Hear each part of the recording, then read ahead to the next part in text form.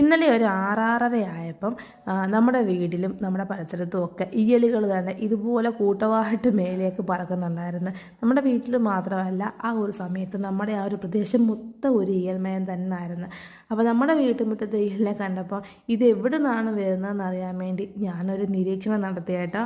അങ്ങനെ ഇയാളിനെ തപ്പിപ്പോയ കൂട്ടത്തിൽ ഞാൻ കണ്ടത് വേറൊരാളെയായിരുന്നു. ദാൻ്റെ ഇയാളെ, ഈ മാക്രി സാറ് ഇയാളിൻ്റെ കൂട്ടിൽ കയറി അവരെ പിടിച്ചു തിന്നുന്ന തിരക്കിലാണ് കേട്ടോ.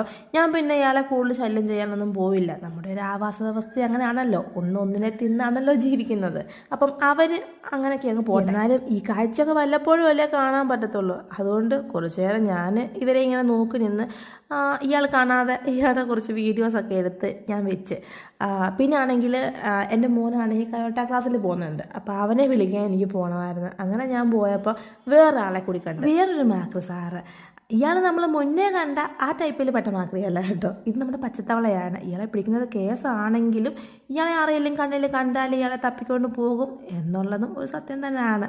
പിന്നെ ഞാൻ പോയ വഴിയിലെല്ലാം പോസ്റ്റുകളിൽ ഇതായിരുന്ന അവസ്ഥ. ഇയലുകൾ വട്ടപ്പെട്ട് പറക്കുന്നുണ്ടായിരുന്നു. ഞാൻ തിരിച്ചു വന്നപ്പോഴേക്കും ഇയലിൻ്റെ എണ്ണമൊക്കെ ക്രമാതീതമായിട്ട് കുറഞ്ഞിട്ടുണ്ടായിരുന്നു കേട്ടോ. വീട്ടിലെത്തിയപ്പോഴും 1-2 ഇയൽ എങ്ങോട്ട് പോകണമെന്ന് അറിയാതെ തപ്പിത്തറിഞ്ഞ് നടക്കുന്നുണ്ടായിരുന്നു. ഇവരെ ഞാനെങ്ങനെ രക്ഷിക്കും എനിക്കറിയില്ല കേട്ടോ. അതുകൊണ്ട് ഞാൻ എൻ്റെ വഴിക്കങ്ങ് പോവാണ്.